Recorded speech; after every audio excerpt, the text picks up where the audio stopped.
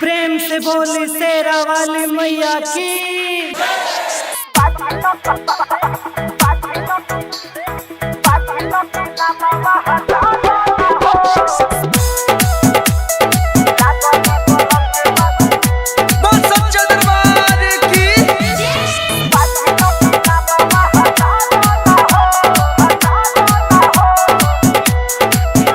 हम सुनले बानी माई काली, तोरा दर से न जाला कोई खाली। माँ तेरा दरबार ऐसा है। हम सुनले बानी माई काली, तोरा दर से न जाला कोई खाली।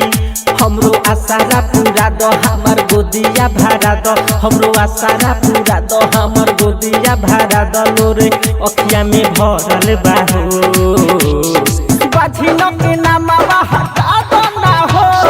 लागली कलंक बा मिटा दो ना हो। बाझिनो के नामवा हटा दो ना हो। लागली कलंक बा मिटा दो ना हो।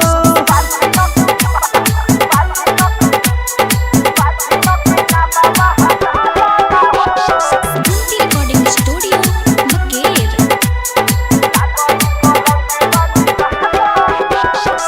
घरवा में केहू नहीं करेला इज्जत हो गई बाबे माई देहिया के गत हो। आपन दर्द हम कैसे सुनाई, तू ही हो माई हम तोहके बताई। घरवा में केहू नहीं करेला इज्जत हो गई बाबे माई देहिया के गत हो। आपन दर्द हम कैसे सुनाई, तू ही हो माई हम तोहके बताई। सभे मारता बेताना देख हंसता जमाना, सभे मारता बेताना देख हंसता जमाना। मोरे अर्जी सुनो ये माई, बाझिनो के नामवा हटा दो ना हो। लागली कलंक बा मिटा दो ना हो। बाझिनो के नामवा हटा दो ना हो। लागली कलंक बा मिटा दो ना हो।